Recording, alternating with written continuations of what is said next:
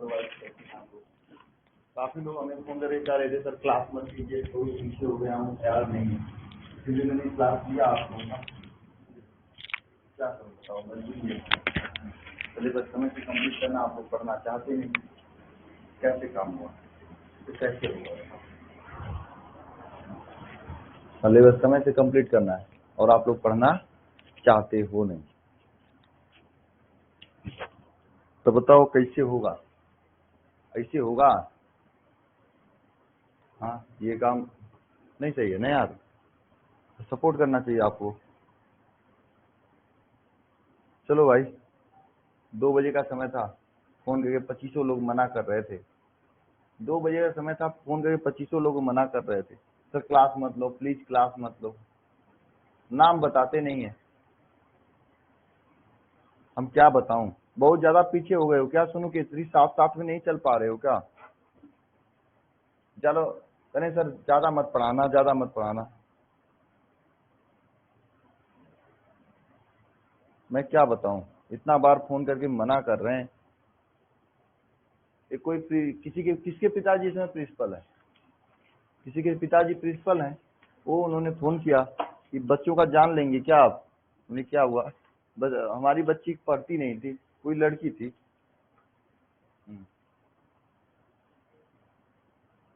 चलो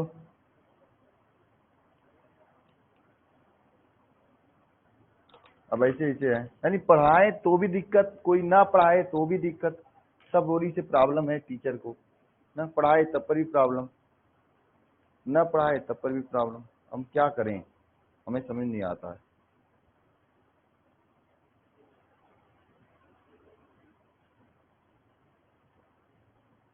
देवेश, आप एक बार कॉल करके बात कर लेना, फोन पे बता दिया जाएगा। आपके पास 2-3 नंबर होगा, किसी पे कॉल करना, करना मेरे से, मेरी बात पंकज सर से करा दो, मैं खाली रहूंगा तो बात हो जाएगी। रातों तो करोगे तो मैं खाली ही रहता हूँ, ठीक है, 10 बजे, ठीक है।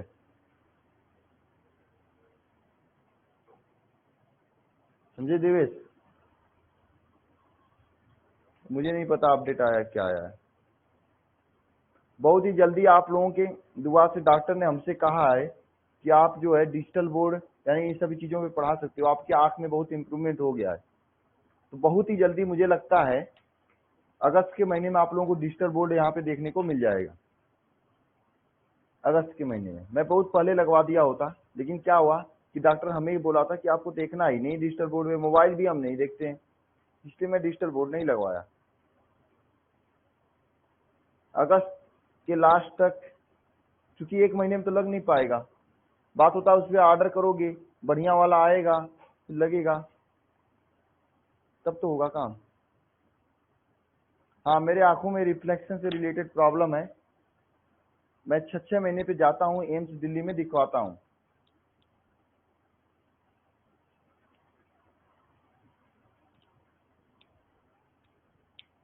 ठीक है,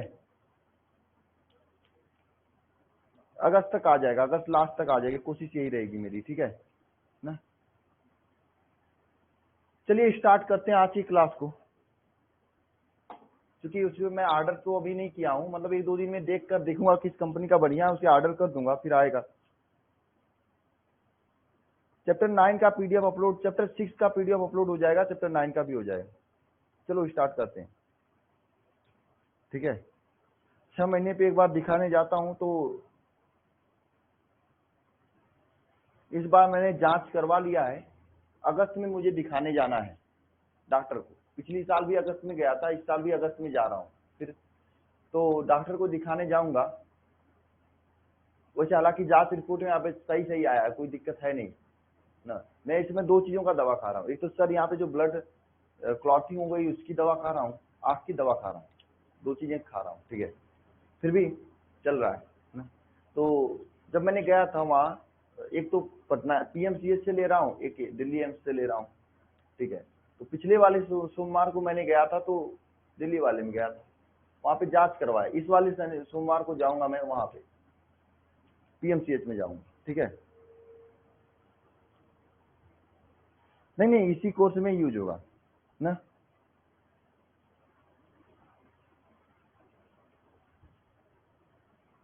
ठीक है, चलो स्टार्ट करते हैं आज की क्लास को। बहुत जल्दी का मतलब बहुत जल्दी हो गया। देखो आज तो हम कुछ होमवर्क नहीं देंगे क्योंकि संडे है, संडे को आप चिल मारो, पढ़ाएंगे हम लेकिन कम पढ़ाएंगे, ठीक है, क्योंकि बहुत सारे लोग मुझे प्रेशर दे दिए हैं। हाँ लेकिन कल मैं होमवर्क दूंगा चाप के, ठीक है, टेंशन मत लेना, 2 दिन का कोटा कल पूरा करूंगा मैं, ठीक है। चलो स्टार्ट करते हैं क्लास। तो आगे आप सभी लोग हेडिंग डालिएगा, लेंस की फोकस दूरी के लिए न्यूटन का सूत्र। क्या हेडिंग डालना है? लेंस की फोकस दूरी के लिए, लेंस के फोकस दूरी के लिए न्यूटन का सूत्र। ध्यान दीजिएगा सभी लोग, लेंस के फोकस दूरी के लिए न्यूटन का सूत्र। ध्यान दीजिएगा सभी लोग, इधर देखिए, यह आपके सामने एक लेंस है, इस लेंस में यह आपका क्या है? काला वाला मुख्य अक्ष है, बात समझिएगा, ठीक है। यहाँ पे आपका ओ डैश, यहाँ पे एक वस्तु रखा गया है ना? इस वस्तु से चलने वाली प्रकाशीय लेंस पे गिरती है और अपवर्तन के पश्चात यह द्वितीय फोकस से होकर चली जाती है। F2 ये द्वितीय फोकस है, यहाँ पे F1 ये प्रथम फोकस है और यहाँ पे ये स्थिति है, ठीक है ना। दूसरी प्रकाश किरण जो कि प्रथम फोकस से होकर जाती है, अपवर्तन के पश्चात ये यहाँ पे प्रतिबिंब बनाती है। ध्यान देना, ये 2 प्रकार की हैं, ठीक है। देखा जाए तो यह वस्तु की लेंस से दूरी x1 है, क्या है? x1 लिख सकते हैं या f लिख सकते हैं, ठीक है, f डैश लिख सकते हैं। और ये लेंस से फोकस दूरी f डैश है, ये 2 चीजें हैं। और लेंस से द्वितीय फोकस की दूरी f है और फोकस दूरी से यह प्रतिबिंब जो i डैश बना है, इसकी दूरी x डैश है। ये आपका पूरी की पूरी प्रतिबंध है, ठीक है। समझ में आ गया आप लोगों को, है ना? तो न्यूटन ने लेंस के फोकस दूरी के लिए एक सूत्र दिया। मैं उसका डेरिवेशन नहीं करा रहा हूं क्योंकि आपको नहीं पूछा जाएगा एग्जाम में डेरिवेशन। मैं देखा हूं पिछले 2-3 साल से नहीं पूछा जा रहा है। हाँ, ये फार्मूला आपको जरूर अति लघुत्तरी में पूछा जाता है, लघुत्तरी में, तो आप लिख देना। उन्होंने क्या सूत्र दिया? पतले लेंस के लिए न्यूटन ने सूत्र दिया, x dash is equal to f dash. ये न्यूटन का सूत्र है, याद कर लेना। जहाँ पे f डैश क्या है? f डैश क्या है? f डैश है आपका लेंस की प्रथम फोकस, लेंस की प्रथम फोकस, ठीक है। f डैश क्या है? लेंस की प्रथम फोकस। और f क्या है? लेंस की द्वितीय फोकस, ठीक है। x डैश क्या है? लेंस की प्रथम फोकस से वस्तु की दूरी। देखिए यही है ना x डैश, प्रथम फोकस से वस्तु की दूरी, प्रथम फोकस से वस्तु की दूरी। और x क्या है? x क्या है आपका यहाँ पे? x क्या है? लेंस से द्वितीय फोकस की वस्तु की दूरी, लेंस से द्वितीय फोकस की वस्तु की दूरी। ये आपकी स्थितियां हैं, ये आपका पूरा सिस्टम, ये आपका पूरा ओ है, ठीक है। नोट करिए आप इसे बिल्कुल। अनुराग, पूरा वीडियो रहेगा जब तक कि आप 1000 बार देखो, जब तक कि आप 31 जुलाई 2023 तक वीडियो रहेगा, टेंशन मत लेना आप, ठीक है। पूरा वीडियो रहेगा, लेकिन मेरे साथ साथ पढ़ोगे अनुराग ना, तो बढ़िया रहेगा आपके लिए।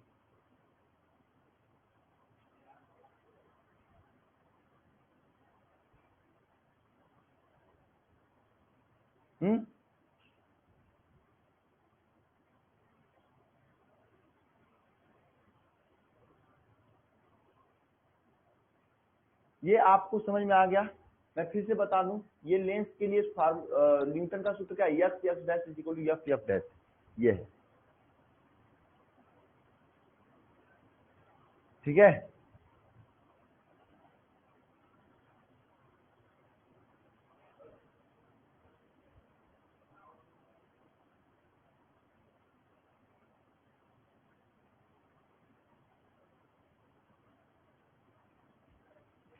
आगे चलें, चले आगे, बताइए।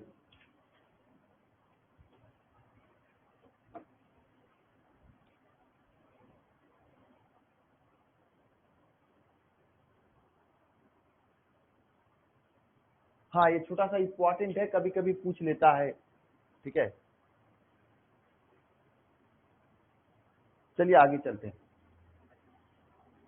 आगे एक दो कंडीशन बता रहा हूं, हालांकि ऐसे कंडीशन को मैं आपको क्वेश्चन दूंगा, ठीक है, क्वेश्चन के जरिए प्रैक्टिस कराऊंगा, क्योंकि ऐसे आपको कितना भी लिखवा दूं मजा नहीं आएगा, याद नहीं रहेगा आपको एग्जाम टाइम तक, ठीक है। क्वेश्चन रहता तो याद आता। जैसे मान लो कोई ये लेंस है, कोई ये लेंस है, इसको इस तरह से काट दिया जाए तो क्या होगा, बताओ। इस तरह से काट दोगे तो क्या होगा, बताओ। अगर कोई लेंस है, आप इसको इस तरह से काट दो तो क्या होगा, बताओ। हाँ, ये दो चीजें हैं,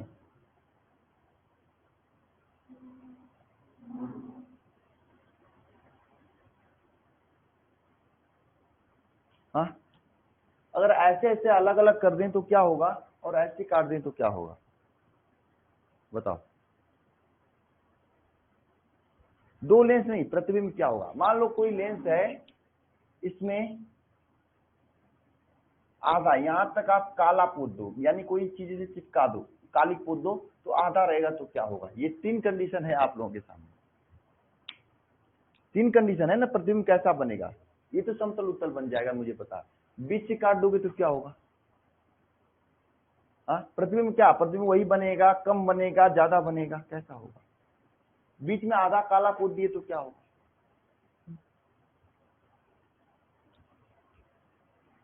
बताओ।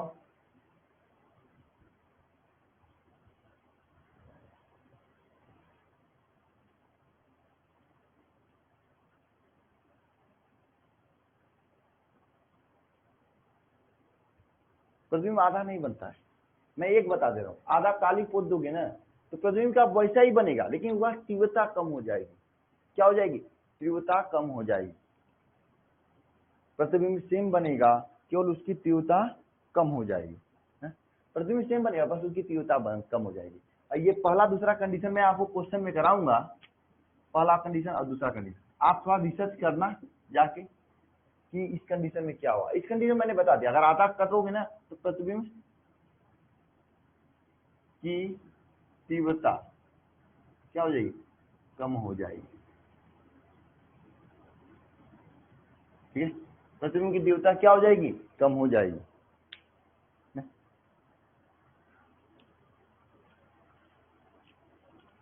ठीक है, ये पहला दूसरा कंडीशन मैं आगे कराऊंगा आप लोगों को क्वेश्चन में, ठीक है। अब हम लोग प्रिज्म पढ़ेंगे, ये आपके लिए समझ लीजिए HW है, खुद से रिसर्च करना है, कुछ तो रिसर्च कर सकते हो आप लोग ना, ये भी है। नहीं आएगा तो मैं बताने के लिए तो खड़ा ही हूँ यार ना, खुद से रिसर्च करना है और करके रिसर्च मुझे बताना है, दोनों का कंडीशन क्या होने वाला है, करोगे ना।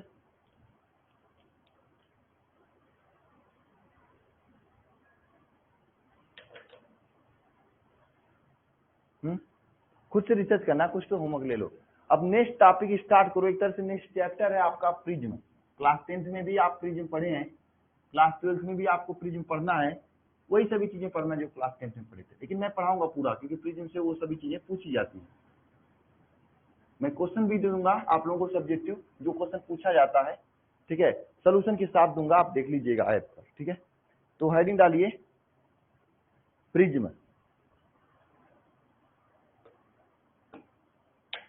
हाँ, इसीलिए तो कह रहा हूँ, मान लो कहीं शीशा टूट गया, आधा शीशा टूट जाए तो क्या होगा। ये सब चीजें आप लोग सर्च करोगे तो फिर मजा आएगा ना, गूगल बाबा से मत पूछना, ठीक है, अपने से कोशिश करना सर्च करने के लिए, ठीक है। तो हेडिंग डालिएगा प्रिज्म। प्रिज्म, प्रिज्म किसे कहा जाता है, सबसे पहले ये जानते हैं आप लोग। देखिए, प्रिज्म एक ऐसा समांग माध्यम है जो किसी कोण पर झुके हुए दो समतल पृष्ठों से घिरा होता है। इन पृष्ठों के अपवर्तन पृष्ठ तथा इनके बीच का जो कोण होता है उसे अपवर्तन कोण कहते हैं, ठीक है। प्रिज्म की परिभाषा क्या लिखना है आपको, बताइए, प्रिज्म एक ऐसा समांग माध्यम है, प्रिज्म एक ऐसा समांग माध्यम है, प्रिज्म एक ऐसा समांग माध्यम है जो कि न किसी कोण पर किसी कोण पर जो कि किसी कोण पर क्या होता है, जो कि किसी कोण पर झुके दो पृष्ठ, किसी कोण पर झुके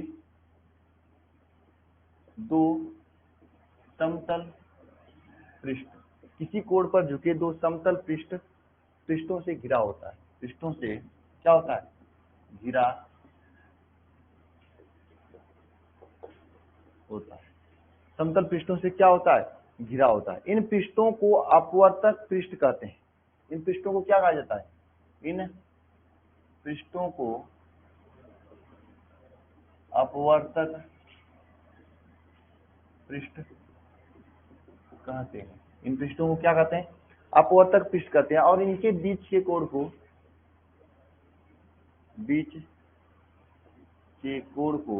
क्या कहते हैं, अपवर्तन कोण कहते हैं।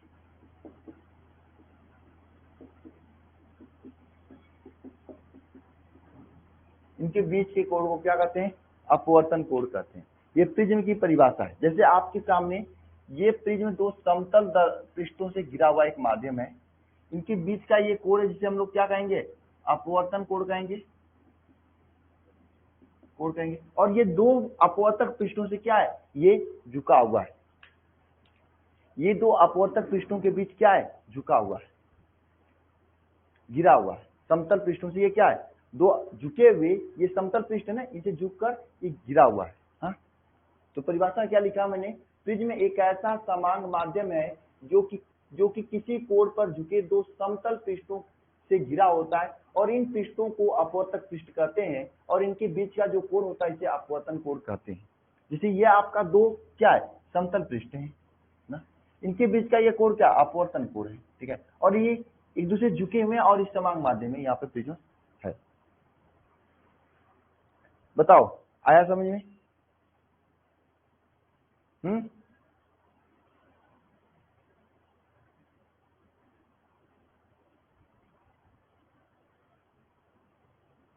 बताओ, प्रिज्म क्या होता है? प्रिज्म एक ऐसा समांग माध्यम होता है, कैसा, जो कि किसी पृष्ठ पर झुके दो समतल पृष्ठों से घिरा होता है। दो समतल पृष्ठों से ये घिरा हुआ है, और इन पृष्ठों को अपवर्तक पृष्ठ कहते हैं, और इनके बीच के कोण को क्या कहते हैं, अपवर्तन कोण कहते हैं, है ना, अपवर्तन कोण कहते हैं, ठीक है। प्रिज्म का अपवर्तनांक, प्रिज्म का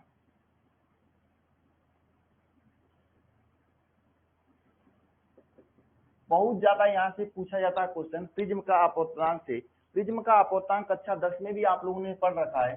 साइन क्या होता है, a plus delta m upon 2 by sine a by 2, ये होता है प्रिज्म का अपवर्तनांक। ये आप लोग इस फार्मूले को हम लोग डेरिवेट भी करेंगे। जहां पर a क्या है आपका, a है आपका प्रिज्म कोण, डेल्टा m क्या है बताओ, अल्पत विचलन कोण है या न्यूनतम विचलन कोण। क्या है, न्यूनतम विचलन कोण, न्यूनतम विचलन कोण। डेल्टा एम क्या है, न्यूनतम विचलन कोण है। ये क्या है, प्रिज्म कोण है। डेल्टा एम क्या है, न्यूनतम विचलन कोण है। ये क्या है, प्रिज्म कोण है, और डेल्टा एम क्या है, न्यूनतम विचलन कोण है। और यन क्या है, पदार्थ का अपवर्तनांक है। यन क्या है, पदार्थ का अपवर्तनांक। ये सभी चीजें हैं आपके सामने, ठीक है। नोट कर लीजिए एक बार सभी लोग।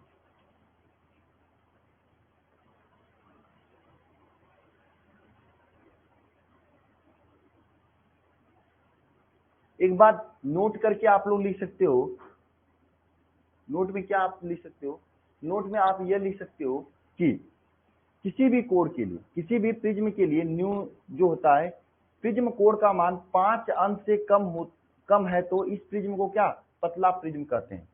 किसी प्रिज्म के लिए प्रिज्म कोण का मान 5 अंश से कम हो तो इसे क्या कहते हैं, पतला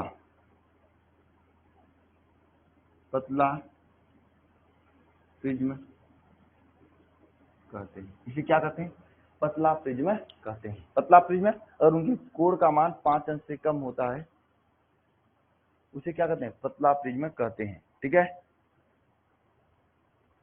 और कभी पतले प्रिज्म के लिए न्यूनतम विचलन कोण का मान क्या होता है, यहां पे लिखना, पतले प्रिज्म के लिए न्यूनतम विचलन कोण का मान क्या होता है जानते हैं। पतले प्रिज्म के लिए न्यूनतम विचलन कोण का मान क्या होता है जानते हैं आप लोग, delta m is equal to 2 क्या होता है, n minus delta m is equal to होता है n-1a। इसे हम लोग आगे प्रूफ भी करेंगे। ठीक है, ये भी प्रूफ करेंगे हम लोग और ये भी प्रूफ करेंगे, दोनों पूछा भी जाता है आपके एग्जाम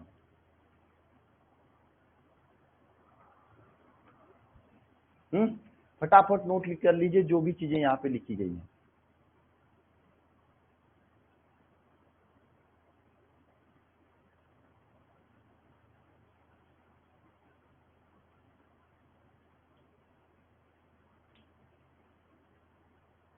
नोट कर लीजिए। नोट में यहाँ लिखा है किसी प्रिज्म के लिए प्रिज्म कोण का मान 5 अंश से कम होता है तो इसे क्या कहते हैं, पतला प्रिज्म कहते हैं। अदिति नोट में ये लिखा है। हाँ डेरिवेशन है बड़ा। अरे इस 31 जुलाई ने 1 जुलाई 2023 की बात कर रहा हूँ। अनुराग तुम श्रेया वाली अनुराग तो नहीं हो मुझे लग रहा है। कोई नया अनुराग है, उसको तो सब चीजें पता थी। हम लोग लेट चल रहे हैं, क्या बताएं आप लोग ना। सागर 2-3 बच्चों को छोड़कर सब मुझे परेशान कर दे रहे हैं। हमेशा फोन कर रहे थे, क्लास मत लो सर, पीछे हो गया हूँ, मैं परेशान हूँ। कुछ लोग सुसाइड करने के लिए कर रहे थे। अब ऐसे कैसे होगा यार, आप लोग इतना कमजोर कैसे हो सकते हो। हाँ 5 अंश का कोड है, तो एक बार और हम लोग देख लेते हैं।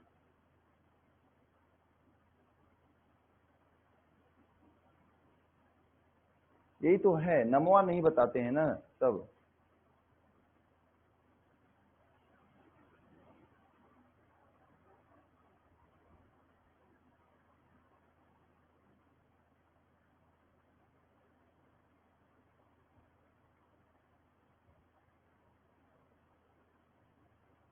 देखो मनीष को आज संडे, आज रिवीजन करने दो, मंडे को रिवीजन कर लेना। अब देखो, अच्छा हाँ एक चीज और आपको बता दे रहा हूँ, चैप्टर 2 केमिस्ट्री विलेन का टेस्ट हम लेने वाले हैं।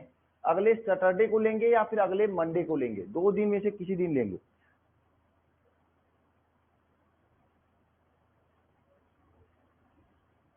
ठीक है, 2 दिन में से किसी दिन लेंगे, आप लोग उसे पीछे से पढ़ते रहिएगा। ठीक है, चैप्टर 2 या 3 दोनों ले लें, चैप्टर 2 का लें।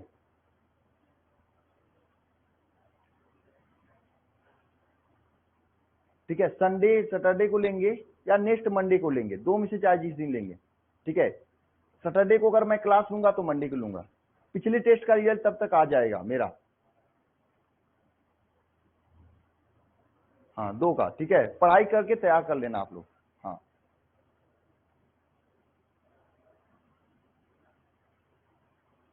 चलो आगे चलते हैं।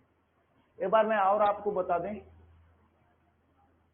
प्रिज्म एक ऐसा समांग माध्यम है जो कि किसी कोण पर झुके 2 समतल पृष्ठों से घिरा होता है। ठीक है, प्रिज्म कैसा एक ऐसा समांग माध्यम होता है जो किसी कोण पर झुके 2 समतल पृष्ठों से घिरा होता है। इन पृष्ठों को अपवर्तक पृष्ठ कहते हैं। इनके बीच का जो कोण होता है उसे अपवर्तन कोण कहते हैं। जैसे ये दो समतल पृष्ठ है, इससे झुका हुआ है, इसके बीच का जो कोण उसे अपवर्तन कोण करें, और इन दोनों पृष्ठों के अपवर्तक पृष्ठ कर रहे हैं। ठीक है। इस और कोई प्रिज्म जिसका प्रिज्म कोण का मान 5 अंश से कम होता है उसे क्या कहते हैं? पतला प्रिज्म कहते हैं। और प्रिज्म का अपवर्तनांक के लिए फार्मूला होता है जो कि आपने ऑलरेडी पढ़ लिया है, sine A plus delta M by two, sine A by two, sine A plus delta M by two upon sine A by two ये होता है, जहां पर ए आपका प्रिज्म कोण है और डेल्टा एम क्या? न्यूनतम विचलन कोण है, और एन क्या? पदार्थ का अपवर्तनांक है। पतले प्रिज्म के लिए न्यूनतम विचलन कोण का मान हो जाता है delta M is equal to N minus one a. ठीक है, क्या सुने? आवाज कम क्यों जा रहा है भाई? आवाज कम क्यों जा रहा है? ऐसा तो नहीं होना चाहिए। बैटरी खत्म हो गई होगी, संडे आज मिल भी नहीं पाएगा। चलिए मैं तेज बोलता हूं, आगे चलते हैं हम लोग। ठीक है, आगे चलते हैं।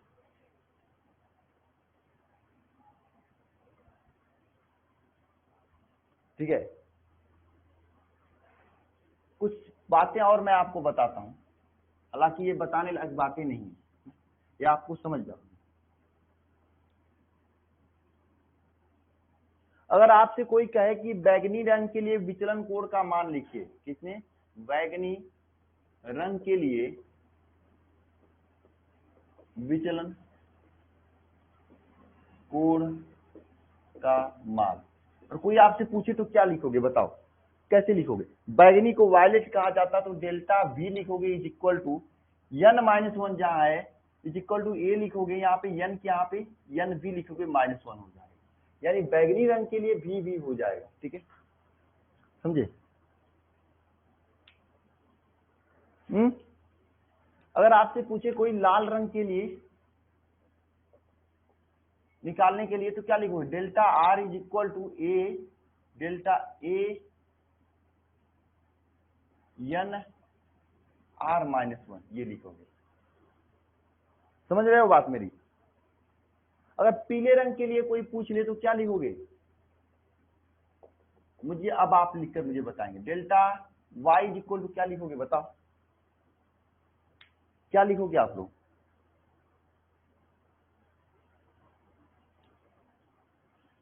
क्या लिखोगे?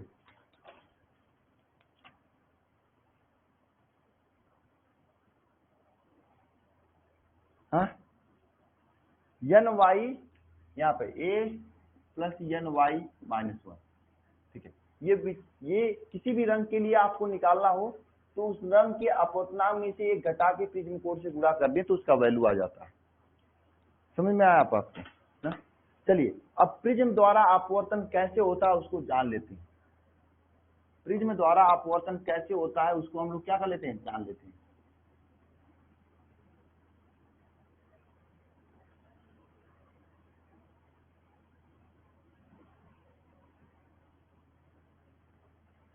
हेडिंग डालिएगा प्रिज्म द्वारा अपवर्तन।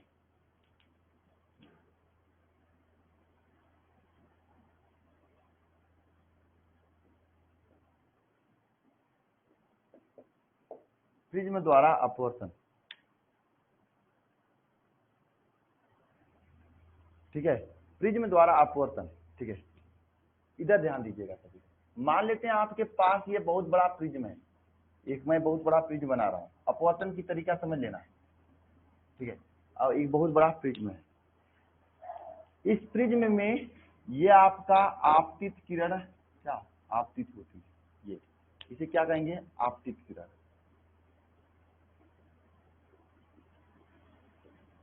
ठीक है, और यहाँ पे एक अभिलंब है, ये आपका अभिलंब, ये अभिलंब। ठीक है, ये होता है। तो ये कोण क्या कहलाएगा? बताइएगा सभी लोग, ये कोण क्या कहलाएगा? ये कोण क्या कहलाएगा? रेड वाला जो कोण इसे क्या कहेंगे हम लोग? इस कोण को क्या कहते हैं? इस कोण को क्या कहते हैं? बताओ। हाँ, कोण आई कहते हैं, आपतन कोण कहेंगे। ठीक है, बहुत बढ़िया, ठीक है, बहुत अच्छा, बहुत अच्छा।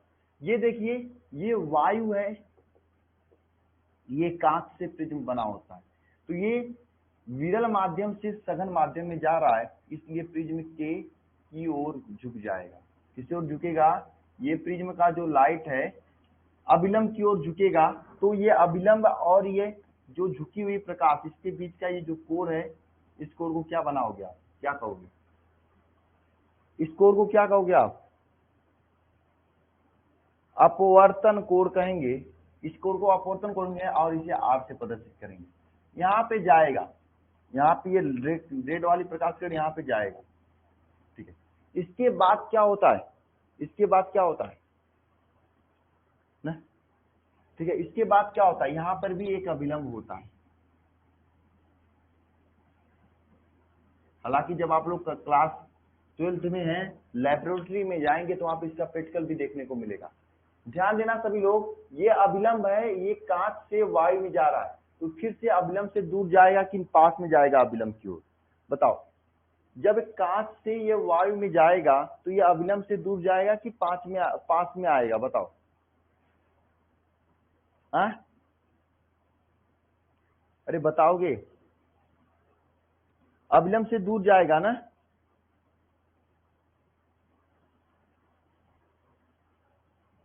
दूर जाएगा, ठीक है, यहाँ से ये दूर की ओर चला जाता है। मैं इसको ब्लू लाइन से करते हैं। ठीक है, तो ये जो कोण बनता है इसे आर डैश,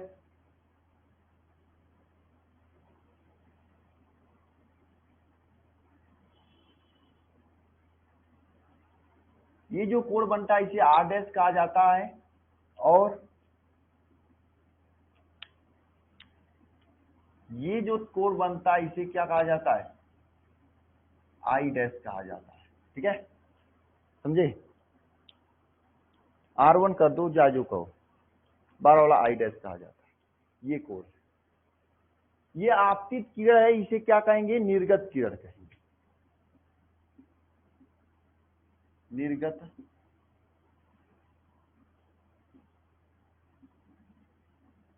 किरण, इसे आपतित किरण कहेंगे और इसे क्या कहेंगे? निर्गत किरण कहेंगे। देखिए, आपतित किरण को पीछे बढ़ाने पर, किसे पीछे बढ़ाने पर, पीछे बढ़ाए, और निर्गत किरण को भी पीछे बढ़ाए। आपतित किरण को क्या आगे बढ़ाने पर, निर्गत किरण को पीछे बढ़ाने पर। आपतित किरण ऐसे आ रही तो इसको आगे बढ़ाने पर, और निर्गत किरण को पीछे बढ़ाने पर। ठीक है, जो ये कोण बना है ना डेल्टा एम, इसी को क्या कहते हैं? विचलन कोण कहते हैं। ठीक है, ये पूछा जाता है विचलन कोण का परिभाषा। ठीक है, तो आपतित किरण को आगे बढ़ाने पर, निर्गत किरण को पीछे बढ़ाने पर जो कोण बनता है इसे क्या कहते हैं हम लोग? विचलन कोण कहते हैं। या फिर आपतित किरण तथा निर्गत किरण के बीच में जो कोण बनता है उसे क्या कहते हैं? विचलन कोण कहते हैं। परिभाषा लिखिएगा सभी लोग विचलन कोण का।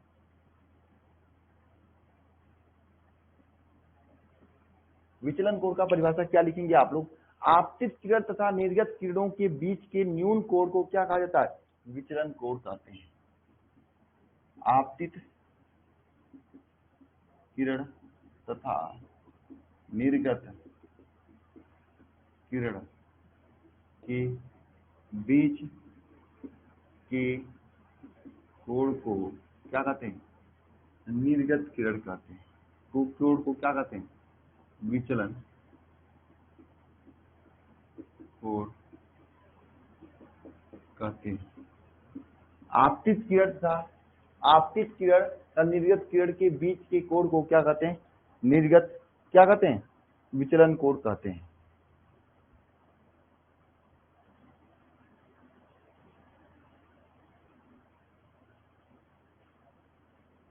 आपतित किरण तथा निर्गत किरण के बीच के कोण को क्या कहते हैं? कोण को क्या कहते हैं? विचलन कोण कहते हैं। आया समझ में आप लोगों को? बताओ।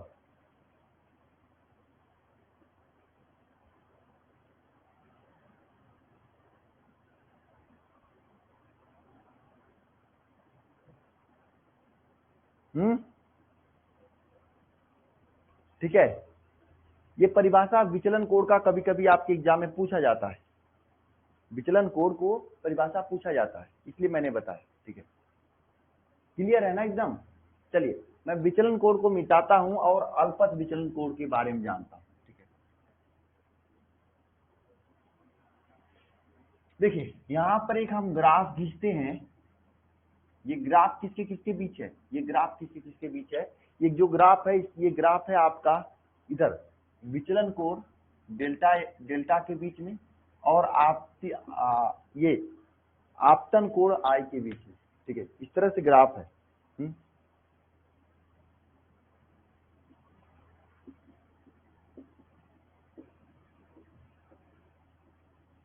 ये ठीक है 60। इधर आप देखिएगा 20, 40, 60, 80, 100, 20। ठीक है, जब इस ग्राफ को खींचते हैं, ध्यान दीजिएगा यहाँ पे, जब इस ग्राफ को खींचते हैं तो सबसे पहले ये ग्राफ प्राप्त होता है, ऐसे ग्राफ प्राप्त होता है, ऐसे। यानी कि यहाँ पे देख रहे हो, अगर आई का मान बढ़ा रहे हैं तो ये क्या, ये विचलन कोण का मान बढ़ रहा है, घट रहा है। जैसे पहले विचलन कोण का कितना था, 60 था, पहले विचलन कोण क्या था, 60 था, ये 60 था। ठीक है, जब 10 अंश आपतन, देखो ध्यान दीजिएगा यहाँ पे 10, देखो आई का मान 10 था तो विचलन कोण कितना था, बताओ, आई का मान 10 था तो विचलन कोण कितना था, 60 था। फिर आई का मान 20 हुआ तो विचलन कोण का मान कम हो गया, 60 से कम हो गया, है ना, कुछ कम हुआ 60 से। फिर आई का मान 30 हुआ तो विचलन कोण का मान 60 से और कम हो गया। देख रहे हो, आई का मान जैसे 30 हुआ तो विचलन कोण का मान 60 से और कम हो गया, 60 से क्या हो गया, और कम हो गया ना? लेकिन 40 जब आई का मान हुआ तो ये क्या, फिर बढ़ने लगा। तो वह कोण जिसपे अल्पत विचलन कोण का मान सबसे कम हो, उस कोण को क्या कहते हैं, उस कोण को क्या कहते हैं, अल्पत विचलन कोण कहते हैं। बात समझ में आई।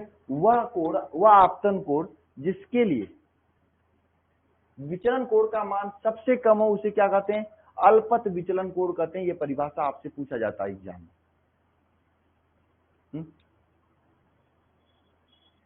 तो परिभाषा लिखते हैं, प्रारंभ में हम लोग आई का मान बढ़ाते हैं तो विचलन कोण का मान घटता है ना, घटता है ना, प्रारंभ में आई का मान जैसे जैसे बढ़ा रहे हैं वैसे जो विचलन कोण का मान घट रहा है। लेकिन एक कोण के बाद तेजी से विचलन कोण का मान बढ़ने लगा ना, तो आप यहां लिखेंगे प्रारंभ में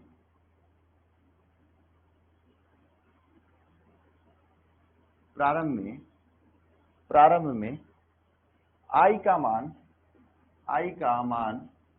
प्रारंभ में आई का मान बढ़ाने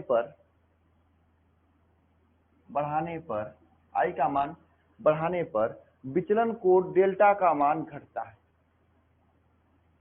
विचलन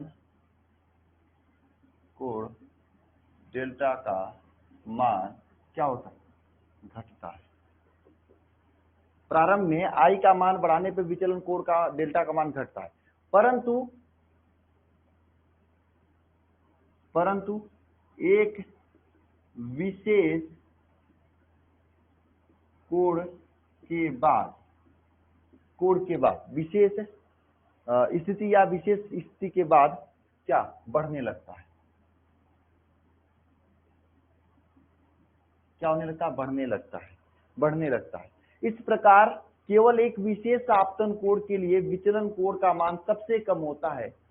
इस प्रकार केवल एक विशेष आपतन कोण के लिए विचलन कोण का मान सबसे कम होता है, जिसे क्या कहते हैं, जिसे अल्पत विचलन कोण कहते हैं, कोण कहते हैं, जिसे क्या कहते हैं, अल्पत विचलन कोण कहते हैं ना, जिसे क्या कहते हैं, अल्पत विचलन कोण कहते हैं। और इसे जो है हम लोग इसे डेल्टा यम से क्या कहते हैं, प्रदर्शित करते हैं। इसे क्या डेल्टा यम से प्रदर्शित करते हैं, इस अल्पत विचलन कोण को डेल्टा यम से प्रदर्शित करते हैं। नोट करो सभी लोग जल्दी। अभी अभी आपको इससे पहले मैंने अल्पत विचलन कोण का मान बताया था।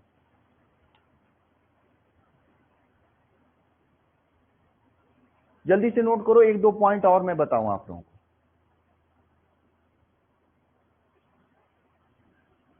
आपको पॉइंट, आपका सिस्टम समझ में आ गया ना आप लोगों को?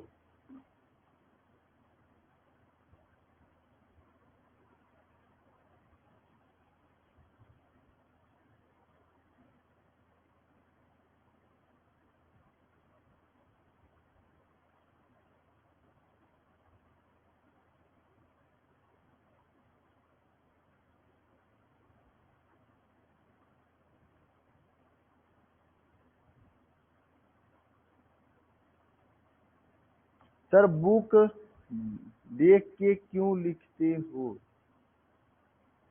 नहीं होता है, मैं बुक देखकर नहीं लिखता हूं, मैं बना के लिखता हूं। अगर इतना घटिया लैंग्वेज लिखोगे तो एग्जामिनर समझ जाएगा एकदम घटिया आदमी हो।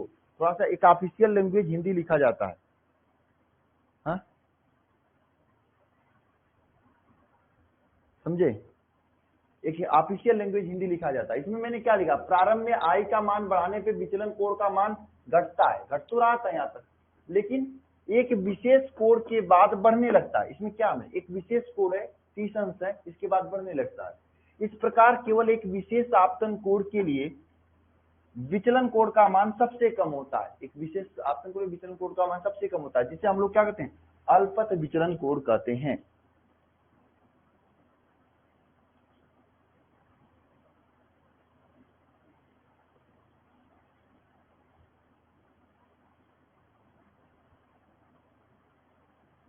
हाँ न्यूमेरिकल का टेस्ट होगा अनु यादव, पूरा पूछा जाएगा क्योंकि सर ने पूरा करा दिया है। और तब तक आपका चैप्टर 1 का टेस्ट का रिजल्ट मैं दे दूंगा। कभी कभी आता है, अभी डेरिवेशन कहाँ आया ही है, अभी तो मैंने आपको समझाया केवल कि अल्पत विचलन कोण क्या होता है। अब इसके आगे डेरिवेशन आएगा।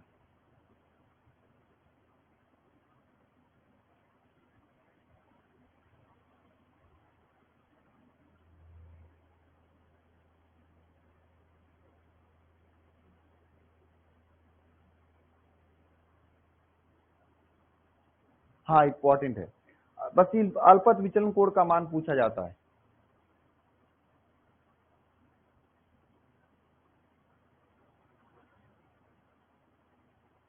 तो हाँ क्या नाम है, रोहित, रोहित कुमार, आप अपने शब्दों में आंसर दे देना, बिल्कुल अपने शब्दों में आंसर दे देना, नहीं पूरा क्वेश्चन रहेगा।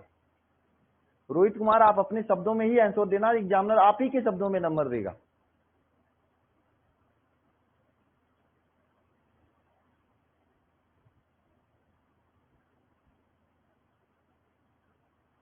हाँ कर सिंह, आज संडे है, थोड़ा सा पढ़ा लेने दो यार, कल मुझे मंडे को नहीं पढ़ाना है।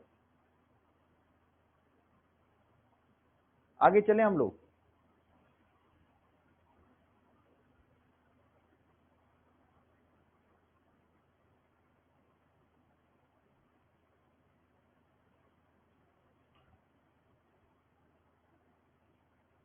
चलिए आगे चलते हैं, मैं इसको रब कर देता हूं, ठीक है।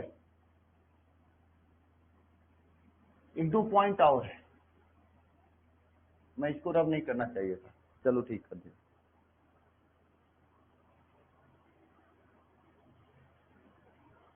ठीक है, ध्यान दीजिए यहाँ पे दूसरा पॉइंट लिखिएगा सभी लोग। देखिए आपतन कोण की स्थिति में, अल्पत विचलन कोण की स्थिति में अपवर्तित किरण प्रिज्म के आधार के समांतर होता है। क्या अल्पत अल्पत अल्पत अल्पतम विचलन कोण की स्थिति में, अल्पतम विचलन कोण की स्थिति में अपवर्तित किरण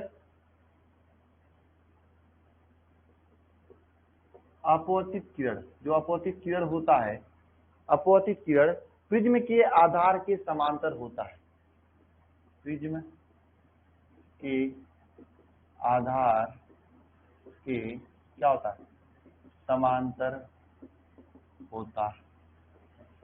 यानी अल्पतम विचलन कोण की स्थिति में अपवर्तित किरण प्रिज्म के आधार के समांतर होता है। अब प्रिज्म का आधार क्या है, अगर आपके दिमाग में क्वेश्चन आ रहा है, ये प्रिज्म होता है।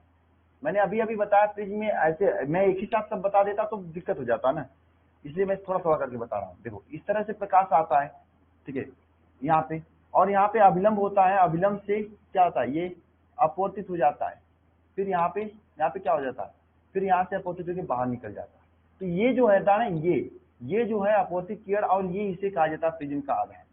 ये दोनों क्या होते हैं, समांतर होते हैं। कब, अल्पत विचलन कोण के स्थिति में। आया समझ में?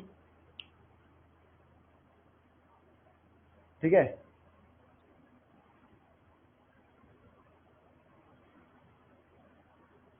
ये पूछा जाता है, ये ऑब्जेक्टिव क्वेश्चन बना देता है एग्जाम में इस पॉइंट से कि अल्पत विचलन कोण की स्थिति में प्रिज्म का आधार आपको अपवर्तित किरण के क्या होता है, समांतर होता है, लंबवत होता है, समांतर नहीं होता, इस तरह से। ठीक है, चलो एक पॉइंट और है, लिख लेना, जो कि महत्वपूर्ण है, पूछा जा सकता है।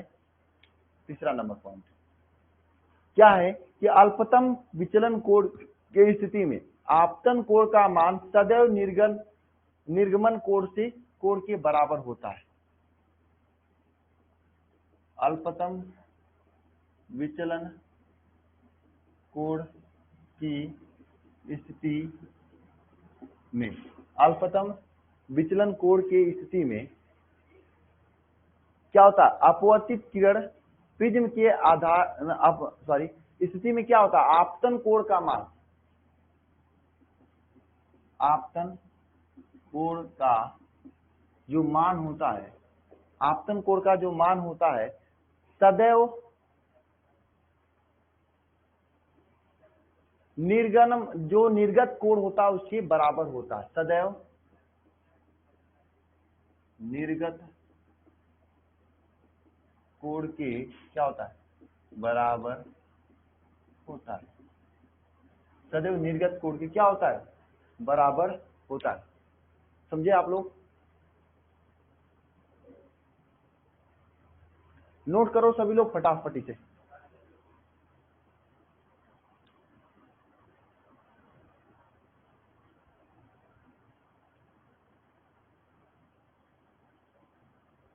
नोट करो सभी लोग फटाफट।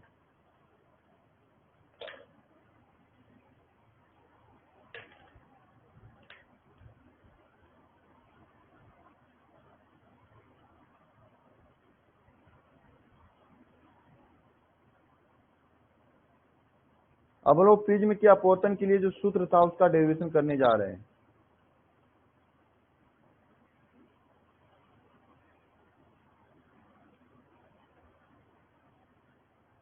ठीक है, और ध्यान से देखना, नहीं तो नहीं समझ में आएगा।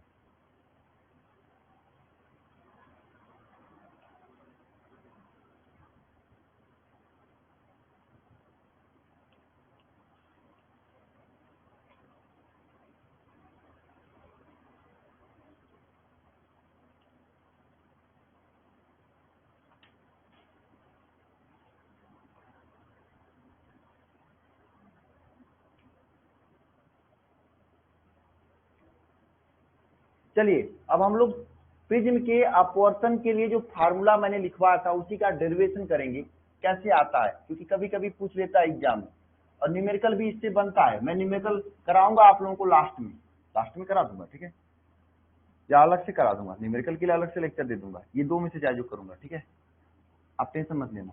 न्यूमेरिकल एक दो बनता है, यहाँ से एक ही प्रकार का बनता है, एक न्यूमेरिकल लगा लोगे तो आप बादशाह हो जाओगे, चाहे थ्योरी पूछे चाहे न्यूमेरिकल पूछे, आप ठोक ठाक के फोड़ फाड़ के आ जाओगे एग्जामिनर का चश्मा और मुंह। ठीक है, क्यों भाई, है ना? चलिए मैं बड़ा सा एक प्रिज्म बनाता हूँ, यहाँ पे इतना बड़ा प्रिज्म बनाता हूँ नीला कलर का। अरे यार ज्यादा बड़ा हो गया, बोर्ड के बाहर जाने लगा।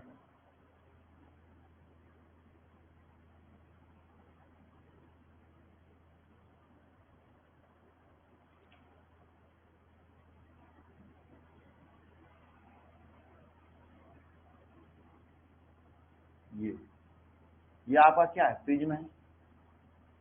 ये आपका क्या है, प्रिज्म है।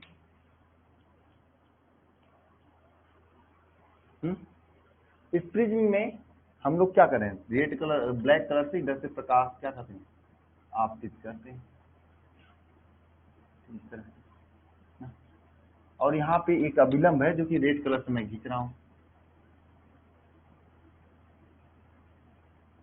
प्रकाश ठीक से आपतित नहीं हुआ। फिगर जितना अच्छा बनेगा ना उतना मजा आएगा करने में, ठीक है। डेरिवेशन बहुत आसान डेरिवेशन है इस तरह, ठीक है। अब देखो ये कोड जो बनाया है इसे मैंने अभी अभी आपको कुछ समय पहले बताया था कि जो कोड होता है इसे आई कहते हैं, आपतन कोड आई होता है। यहाँ से प्रकाश का क्या होता है, अपवर्तन हो जाता है, ठीक है। और ये कोड क्या बनता है, अपवर्तन कोड आर बन जाता है। फिर यहाँ से मैंने अभी भी कुछ समय पहले आपको बताया था ये सब चीजें कि यहाँ से क्या होता है, एक अभिलंब होता है, ये अभिलंब से दूर की ओर हट जाता है इस तरह। और यहाँ वाला कोड क्या कहलाता है आपका, आर डैश कहलाता है, यहाँ वाला कोड आई डैश कहलाता है। ये सब चीजें अभी अभी मैंने कुछ समय पहले बताया ना, ये सब चीजें तो बताई था मैंने। चलो देखो ये आपका क्या है, ए है, ये बी है, ये सी है ना, एबीसी हो गया, त्रिभुज हो गया, ठीक है। और इस पॉइंट को क्यू मानते हैं, इस पॉइंट को टी मानते हैं, और यहाँ पे इसको मिला देते हैं तो एक त्रिभुज बन जाएगा इधर भी, ठीक है ना। इसका भी जरूरत पड़ेगा और इसे हम लोग यस मान देते हैं, ठीक है। अभिलंब को मिलाने के पश्चात भी एक त्रिभुज बन गया, ठीक है। यहाँ तक क्लियर है आप लोगों को, जो भाई क्लियर करते चलना। हम लोग क्या करते हैं, ये आपतित किरण जो है इसको आगे की ओर बढ़ाते हैं, क्या करते हैं, आगे की ओर बढ़ाते हैं। आइए बढ़ाते हैं आगे, ऐसे आगे की ओर बढ़ाते हैं। और अपवर्तित किरण को हम लोग क्या करते हैं, पीछे की ओर बढ़ाते हैं, ठीक है। डॉटेड लाइन से बढ़ाएंगे ना? ये तो यहाँ पे एक कोण बना हुआ है, यहाँ पे क्या बना है, एक कोण बना हुआ है, ये रहा आपका कोण एंगल, जिसे हम लोग डेल्टा यम कहते हैं या डेल्टा कहते हैं, विचलन कोण कहते हैं। और इस पॉइंट को हम लोग पी नाम रख देते हैं, क्या रख देते हैं, पी रख देते हैं। ध्यान समझ में आया सब चीजें, हाँ समझ में आया। अच्छा ये बताओ, ये कोण और ये कोण दोनों क्या है, एक तरह से बताओ, ये कोण और वो कोण दोनों क्या है, बताओ क्या है एक तरह से, अरे बताओगे,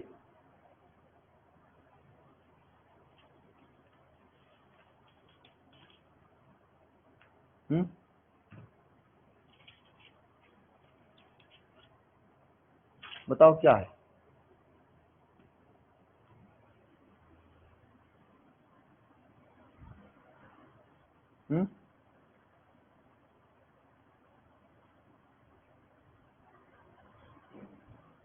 चलो ठीक है, अभी उसकी जरूरत नहीं है ना, पहले हम लोग बात अपने पॉइंट पर आते हैं।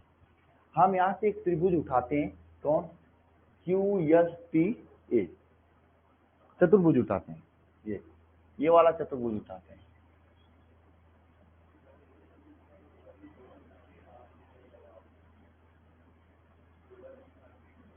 ये वाला त्रिभुज, यहाँ पे ए वाला पॉइंट, क्यू टी और एस, ये चतुर्भुज उठाते हैं।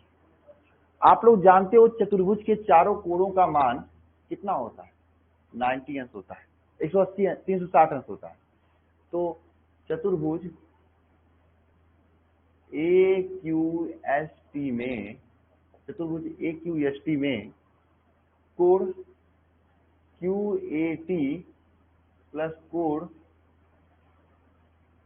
ए टी एस प्लस कोण एस क्यू टी प्लस कोण एस क्यू टी प्लस कोण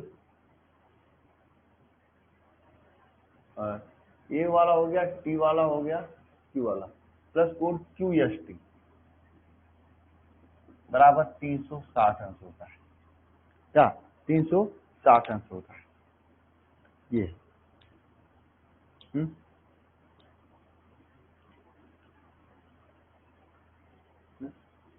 अब ध्यान देना, ये दो कोड है आपके कितने, ये वाला कोड और ये वाला कोड, ये अभिलंब है ना, तो अभिलंब हमेशा क्या, अभिलंब जो होता है हमेशा 90 अंश का एंगल बनाता है। ये 90 अंश होगा और ये भी 90 अंश होगा, क्योंकि अभिलंब है ना भाई, ये तो अभिलंब है, रेड वाला अभिलंब है, तो अभिलंब कितने अंश का कोण बनाता है, 90 अंश का कोण बनाता है। यानी कि Q वाला कोण और T वाला कोण ये दोनों कितना 90 अंश हो जाएगा। ये कोण 90 अंश होगा, ये भी कोण 90 अंश होगा। क्यों? क्योंकि ये देखिए अभिलंब खींचा गया है, अभिलंब जो खींचा जाता है ये 90 अंश का ही एंगल बनाता है ना, ठीक है, बनाता है कि नहीं बनाता है। तो यानी कि आपके जो दोनों कोण हैं, क्या कोण QAT जो है प्लस कोण ATS जो है ये 90 अंश होगा, प्लस कोण SQT जो है SQA होगा ना, ये होगा, ये भी 90 अंश होगा, प्लस कोण QST इज इक्वल टू 90 अंश। इसे हम लिख सकते हैं 90 प्लस 90 180। तो यहाँ पे क्या लिख सकते हैं बताओ, कोण QAT न लिखे कोण A लिख देते हैं, कोण A प्लस कोण S is equal to 360 minus 180। यहाँ पे यानी 90 प्लस 90 लेके उधर घटा दिए 180 हो जाएगा। कोण A प्लस कोण यस इज इक्वल टू कितना 180 अंश आ गया, कितना आ गया 180 अंश आ गया, ठीक है ना। कोण A प्लस कोण यस इज इक्वल टू 180 अंश आ गया, ठीक है, आया समझ में। कोण A प्लस कोण यस इज इक्वल टू 180 अंश आ गया। अब हम लोग ये वाला त्रिभुज उठाएंगे, कौन वाला त्रिभुज उठाएंगे, ये वाला त्रिभुज उठाएंगे। कौन वाला त्रिभुज उठाएंगे हम लोग, ये वाला त्रिभुज उठाएंगे। त्रिभुज कौन सा उठाएंगे बताओ,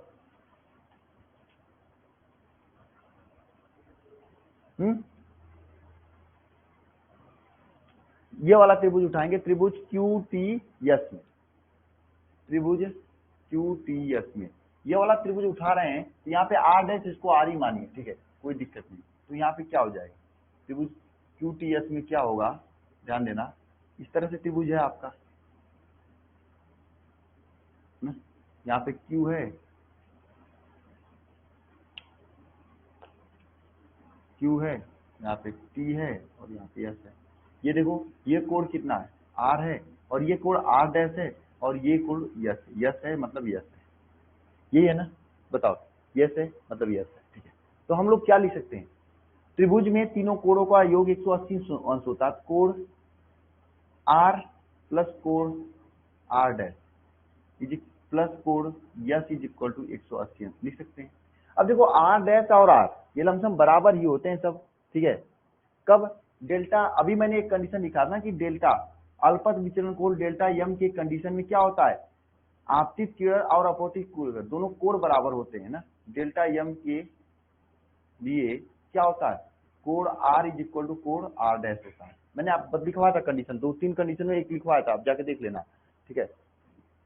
तो यहाँ पे क्या हो जाएगा, कोण R प्लस कोण R प्लस कोण यस इज इक्वल टू 180 अंश हो जाएगा, R प्लस R जुड़ेगा, 2 कोण R is equal two plus yes plus कोण यस इज इक्वल टू 180 अंश हो जाएगा, ठीक है ना। ध्यान देना सभी लोग, 180 अंश हो जाएगा। तो फाइनली रिएक्शन ये क्या होगा, 2 कोण R प्लस कोण यस इज इक्वल टू क्या होगा 180 अंश के बराबर होगा। इसको समीकरण नंबर 1 मान लो, इसको समीकरण नंबर 2 मान लो, ठीक है। इसको समीकरण नंबर 1 और इसको समीकरण नंबर 2। अब चूंकि दोनों समीकरण एक दूसरे के बराबर 180 अंश से 180 अंश, तो समीकरण नंबर 1 और समीकरण नंबर 2 से करते हैं। समीकरण नंबर 1 तथा समीकरण 2 से क्या हो जाएगा, कोण A प्लस कोण यस इज इक्वल टू 180 है, और यहाँ पर भी 180, तो हम लिख सकते हैं ना कोण R, 2 कोण R प्लस कोड यस ना, ये दोनों आपस में बराबर कर सकते हैं कि नहीं कर सकते हैं, बताओ ना।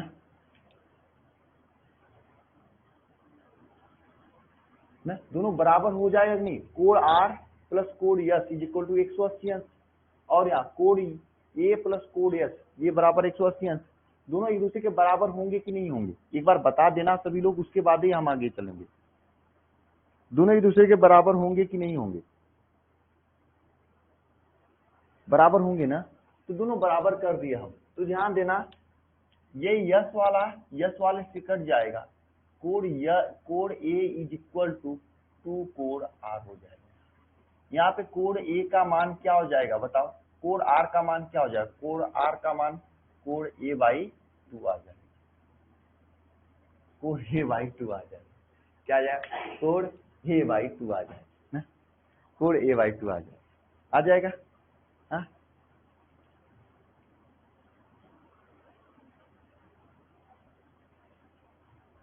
ये दोनों देखो, कोड ए प्लस कोड एस ये बराबर 180 अंश है, और कोड आर प्लस कोड एस दोनों 180 अंश के बराबर है, दोनों अगर इधर का दोनों बराबर 180 अंश 180 अंश तो इधर का ही बराबर होगा, इसीलिए मैंने दोनों यहाँ पे बराबर कर दिया। कंफ्यूज मत होना, कंफ्यूज मत होना, क्योंकि कोड ए प्लस कोड एस बराबर 180 अंश है, कोड 2r प्लस कोड एस बराबर 180 अंश, तो राइट साइड के दोनों 180 180 बराबर हो, लेफ्ट साइड वाला बराबर होंगे। तो यहाँ से कंफ्यूज मत हो जाना किसी कोई भी भाई, ठीक है, समझे, बताओ समझ गए कि नहीं समझ गए यहाँ से, अरे बताओ।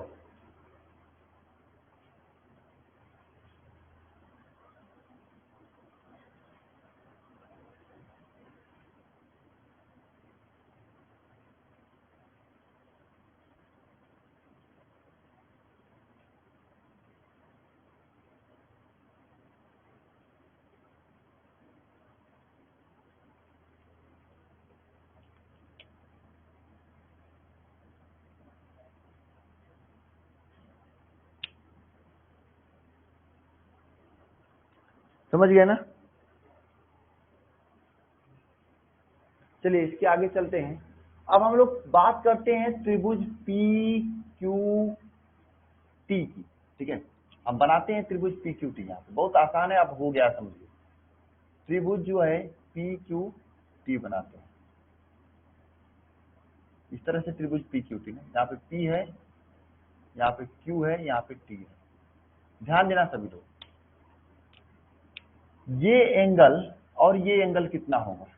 अब एक चीज ध्यान देना, ये तो 90 अंश हो गया, यहाँ से रेड, ये ब्लू वाले से रेड तक, चूंकि ये अभिलंब इसलिए 90 अंश हो गया, लेकिन ये कोण आई है तो ये वाला भी कोण आई ही होगा ना, अब किससे, शीर्षाभिमुख कोण से, है कि नहीं, होगा कि नहीं होगा, बताओ।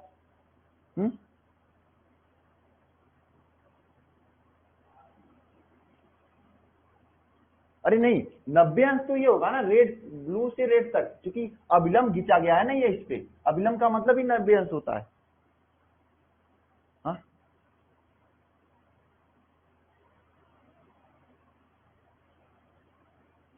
हाँ बताओ, ये जो एंगल लेंगे हम, ये वाला, ये आई है, इसके सामने का ये भी कोण आई है, जो कि शीर्षाभिमुख कोण से दोनों बराबर है, हाँ है ना।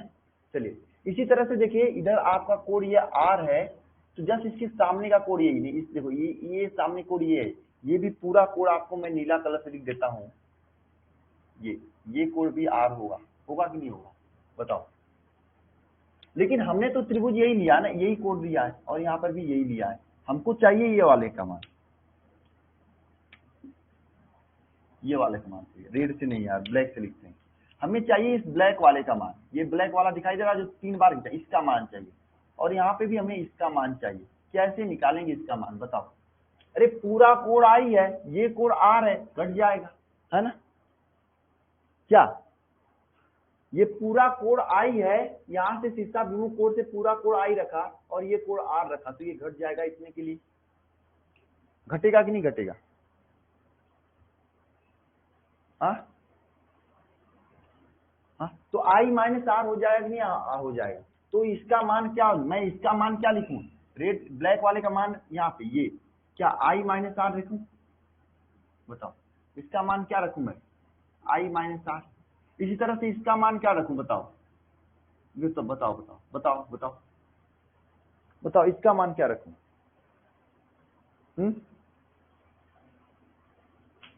बताओ।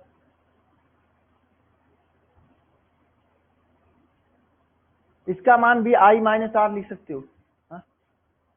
क्योंकि इधर I कोड है, ये पूरा कोड I होगा, यहाँ पे पूरा कोड यहाँ पे I होगा, तो ये इसका मान I माइनस आर हो जाएगा, हो जाएगा नहीं हो जाएगा, हाँ I माइनस आर हो जाएगा, हाँ?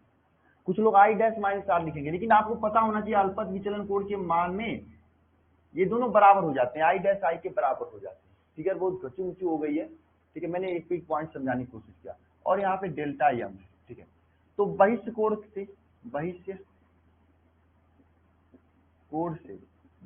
देखो ये कोड प्लस ये कोड इज इक्वल टू ये कोड होगा नहीं, बहिष्ठ कोड प्रमेय से यही तो होता है, ये कोड प्लस ये कोड कर देंगे, I minus R plus I minus R करेंगे, ये बहिष्ठ कोड प्रमेय है,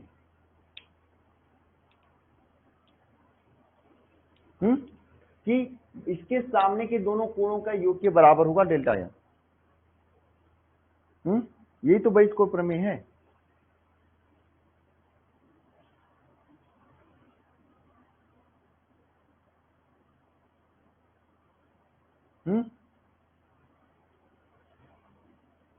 ये आर आई प्लस आर नहीं होगा, कैसे आई प्लस आर होगा, अरे ये पूरा कोड ध्यान देना, ये पूरा कोड आपका आई है, मैं अब बाकी चीजों को मिटा दे रहा हूं, मैं लंब को मिटा दे रहा हूं, मैं पूरा मिटा के लिखता हूं, ध्यान देना पूरा मिटा के लिखता हूं तब समझ में आएगा।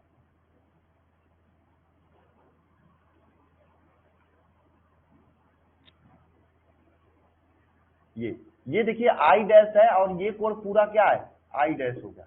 अगर हमें नीचे का कोड पता है कि आर है, तो हमें ऊपर का कोड पता करने के लिए क्या करना पड़ेगा, ये पूरा आई में से आर घटाना होगा, तो आई माइनस आर ही होगा ना, बताओ आई माइनस आर ही होगा कि नहीं होगा, हाँ बताओ यही तो होगा ना सर। लेकिन आपने तो आई डैश लिखा है यहाँ पे, बिल्कुल आई डैश लिखा, लेकिन अल्पत विचलन कोड की स्थिति में आई डैश आई के बराबर हो जाता है,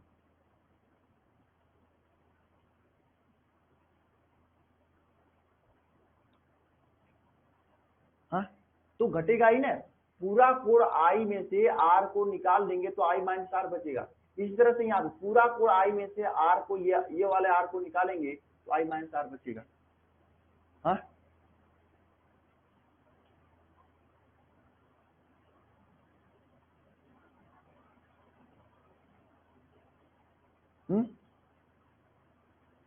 ठीक है। और यहाँ पे ध्यान देना बहिष्ठ कोड पर में क्या होता है, किसी कोड के किसी बाहर का कोई कोड होता है, इसके बराबर जो है अंदर के दो लोग के होते हैं, यानी बाहर से कोई आदमी आए मार्क करने के लिए त्रिभुज के अंदर, तो अंदर के जो दोनों कोड होते हैं इनके योग के बराबर बल लगाना पड़ता है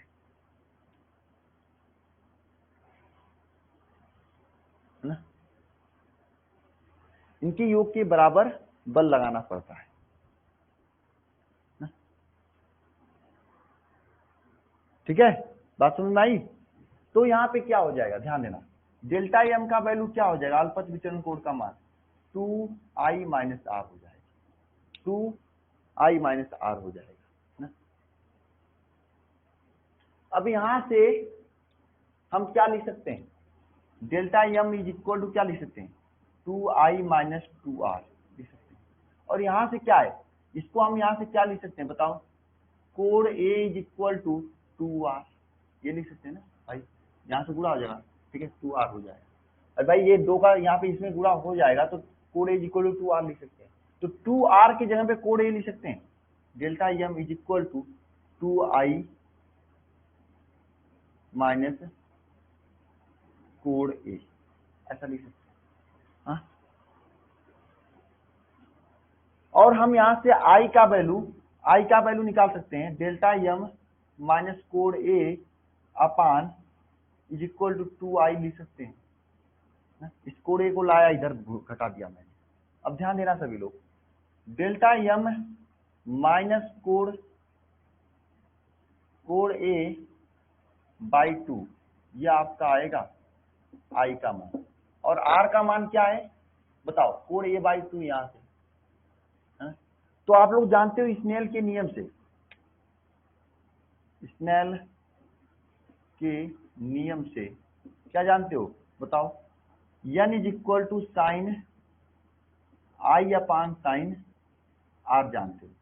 साइन आई का वैल्यू क्या है, ये है को delta M minus R minus a/2 है, नहीं प्लस a/2 होगा, इधर से माइनस जाएगा इधर तो प्लस हो जाएगा, सॉरी क्या हो जाएगा यहाँ पे, n is equal to sine delta M plus a/2, ये तो कोड आई का मान हो गया, बटे साइन आर, आर का वैल्यू क्या है यहाँ पे a/2 है, तो साइन क्या हो जाएगा बताओ, साइन a/2 हो जाएगा, ये डेल्टा एम का वैल्यू, और यही फार्मूला आपको प्रूव करना है।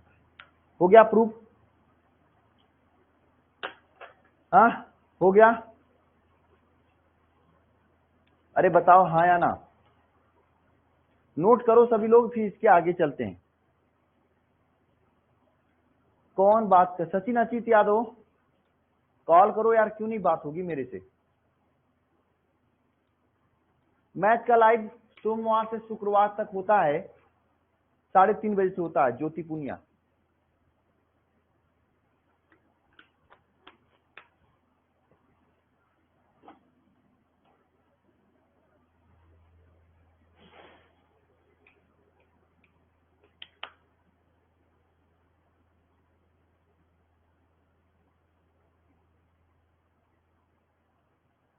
फटाफट नोट करो, मैंने पूरी कोशिश किया आपको समझाने की, फिर भी अगर नहीं समझ में आया है, ठीक है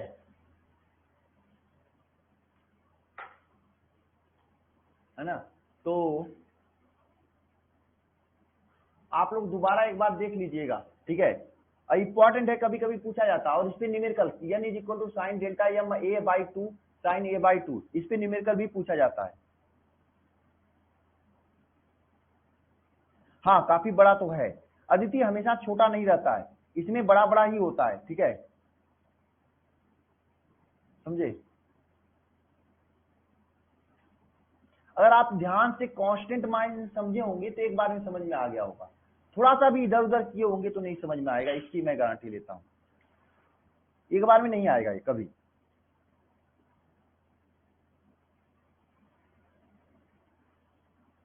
साइन, अरे स्नेल का नियम, अपवर्तन का सूत्र, sine I upon sine R का फार्मूला बताया था ना, तो यहां से देख लो, ये आई का वैल्यू रख देंगे साइन के आई के जगह पे, और ये आर का वैल्यू रख देंगे आर की जगह पे, हो जाएगा कि नहीं हो जाएगा।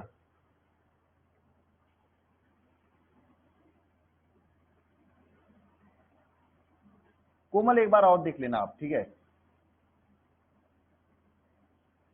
मिसा खातून मैं फिर से समझा दूंगा, बस वीडियो एक बार और चालू कर लेना आप।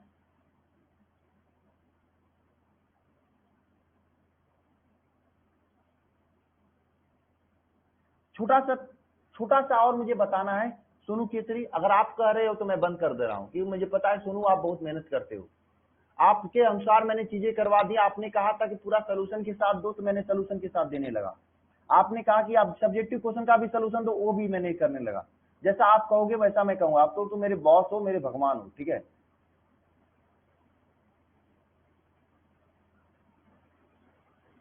नहीं मैंने जो क्लास में डाउट के लिए नंबर दिया था उसी पे नंबर पे कॉल कर लेना, हो जाएगी बात, अभी क्लास कंप्लीट होने के जस्ट बाद।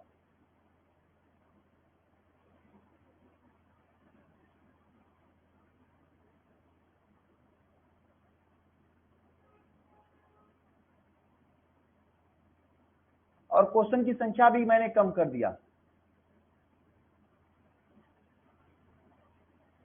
अंतरिक्ष से आए हो, एलियंस हो आप लोग, सागर एलियंस, मुझे एलियंस वाली मूवी देखना बहुत पसंद है, ठीक है, मैं एक भी मूवी नहीं देखा छोड़ा हूं जो एलियंस से संबंधित है। चलिए आगे चलते हैं।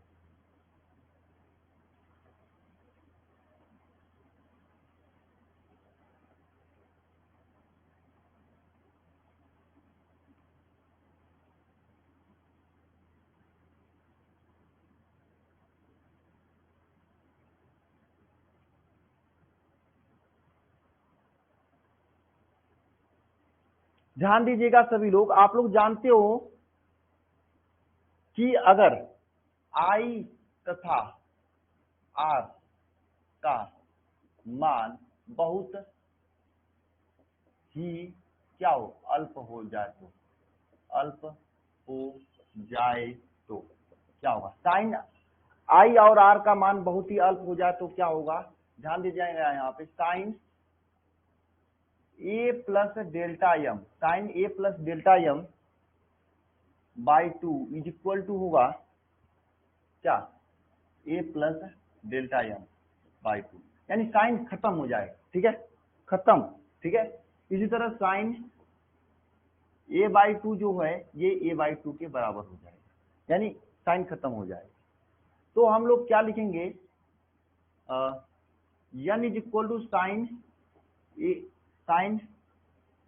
I अपान साइन R के जगह पे, मैं एक फार्मूला डिवाइड कर रहा हूँ, की जगह पे हम लोग क्या लिखेंगे, सिंपल लिखेंगे ये बटे ये, n इज इक्वल टू क्या लिखेंगे यहाँ पे, sine A plus delta M upon 2 upon A by 2, ये लिखेंगे।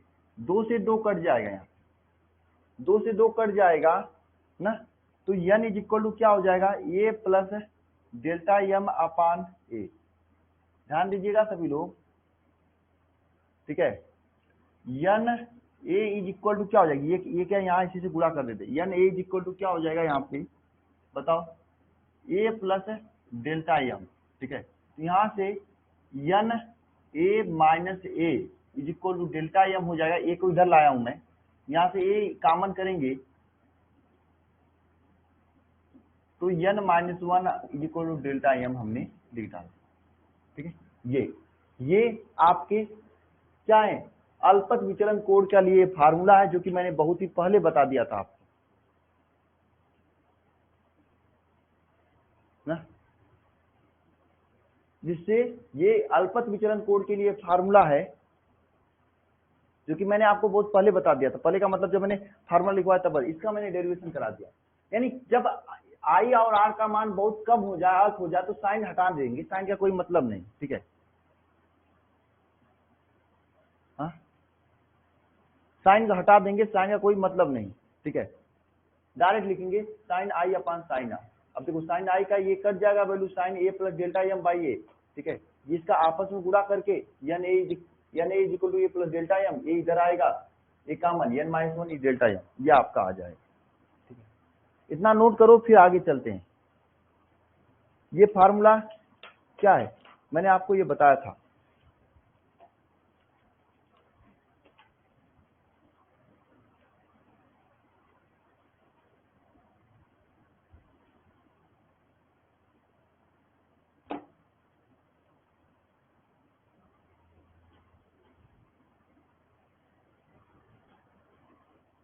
तो क्या करें, बंद कर दें क्लास को, चलिए ठीक है बस करते हैं, लेकिन कल मैं क्लास नहीं लूंगा, मंडे को क्लास मैं नहीं लूंगा भाई, बता दे रहा हूं सभी को, फोन मत करना। और 83 वाले जिसको भी जो कुछ बात करना चाहिए, विनायक विनायक, आप लोग 83 वाले नंबर पे व्हाट्सएप कॉलिंग कर लो, मैं अभी उठाऊंगा रिसीव, ठीक है, ओके। जिसको भी बात करना है वो मुझे 83 वाले नंबर पे 5 मिनट रुक के कॉल करेगा, ठीक है, 5 मिनट रुक के। भाई लॉन्ग तो पढ़ना पड़ेगा ना, सब चीजें आसान थोड़ी होती है, नहीं सब लोग पढ़ाई कर लेते। और नंबर मुझे याद नहीं, कोई नंबर लिख दे यहाँ पे, नहीं आज रात में नहीं लूंगा, कल मुझे सुबह लूंगा, कल निकलूंगा। अब जाने दो, आप लोग नहीं कर रहे हो तो नहीं लूंगा, और काम से थोड़ा सा नहीं होगी, नहीं लूंगा क्लास में। खुद ही इसी क्लास के लिए कितना लोगों से मुझे बद्दुआएं सुनने को मिली,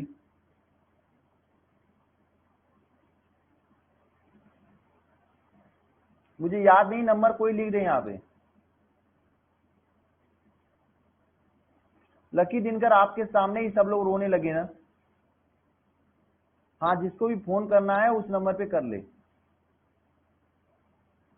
नहीं लूंगा रात में, ठीक है।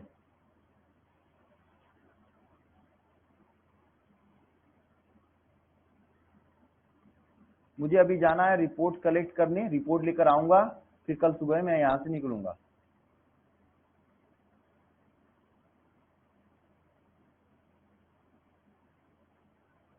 चलिए ठीक है, ओके। आप जिसको कॉल करना हो कॉल कर ले फटाफट, मैं बात कर लूंगा। जिसको भी कॉल करना है उस नंबर पे व्हाट्सएप कॉलिंग कर ले, ठीक है। सभी को जय मां सरस्वती।